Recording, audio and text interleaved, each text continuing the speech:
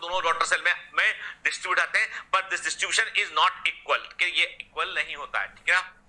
इन सम organism, कुछ जीवों में कैरियोकाइनेसिस के ठीक बाद साइटोकाइनेसिस नहीं होता है, जिसके चलते क्या होता है कि मल्टी न्यूक्लिएट कंडीशन बन जाती है, ठीक है। और इस मल्टी न्यूक्लिएट कंडीशन को हम क्या बोलते हैं, सिंसाइजियम कहते हैं। अब यहां पर भी एनसीईआरटी एक टेक्निकल मिस्टेक की है यहां पे, लेकिन देखो मैं आपको क्यों बता रहा हूं कि आपको ये पता होना चाहिए कि एग्जाम में वो क्वेश्चन जो पुराना वाला क्वेश्चन है वैसे फॉर्मेट में क्वेश्चन आ सकता है, ठीक है। तो कब क्या आंसर करना है, तो जो हम आपको क्वेश्चन देंगे डीपीएस में उसके अकॉर्डिंग याद रखना कि कब कहां पर क्या आंसर होना है, ठीक है ना।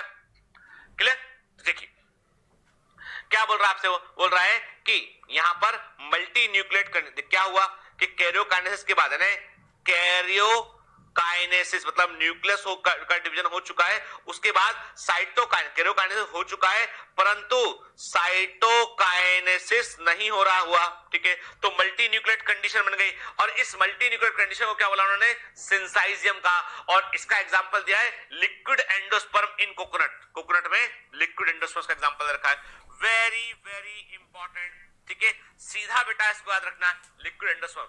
लेकिन कोई आपसे यदि सेपरेट क्वेश्चन करता, ध्यान से बात सुना आपके, अब कंफ्यूज मत करना, मैं कह रहा हूं आपके बायोलॉजी में ऐसे कंफ्यूजन कई जगह पर है, और एग्जाम का एक आंसर की है, एक ट्रेंड है, उसके अकॉर्डिंग चलना है। तो देखो यदि ये स्टेटमेंट ऐसा का ऐसा क्वेश्चन आता है हमको कि लिक्विड एंडोस्पर्म कोकोनट क्या शो करता है, सिंसाइजियम शो करता है, मल्टी न्यूक्लिएट कंडीशन जिसमें कि कैरियोकाइनेसिस हुआ उसके बाद साइटोकाइनेसिस नहीं हुआ, वो क्या है, क्या बनाएगी, वो सिंसाइजियम बनाएगी। सिंसाइजियम का एग्जांपल क्या है, liquid endosperm of coconut example है। लेकिन यदि एग्जामिनर आपसे पूछ रहा है, मैच दी कॉलम में पूछ रहा है, multi nucleate condition due to fusion of cell, multi nucleate condition due to endomitosis, तो अब यहां पे आंसर आपको डिफरेंट लगाना है।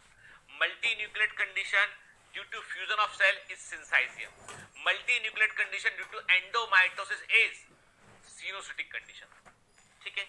यहां पर आंसर डिफरेंट लगाना आपको, ये मैंने आपको पहले लिखाया हुआ है। Multi nucleate condition due to division of nucleus,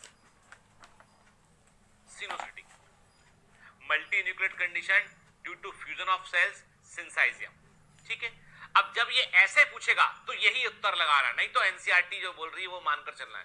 ये क्यों बतला रहा हूं, कई क्वेश्चन सीधे सीधे रिपीट हो जाते हैं और वहां पर फिर कन्फ्लिक्ट होता है, और ऑलरेडी उन क्वेश्चन के आंसर की जो है वो ऑल इंडिया पीएमटी के पास या हम बोलते सीबीएसई बोर्ड के पास थी, अब इनके पास एंट्री डेटाबेस में प्रेजेंट है। तो इसलिए प्लीज किसी विवाद में मत पड़िए, आपको 4 नंबर चाहिए उसके लिए कोशिश कीजिए, ठीक है ना। समझ गए बात को, तो मैंने क्लियर कर दिया आपको। चलिए अब कुछ एग्जाम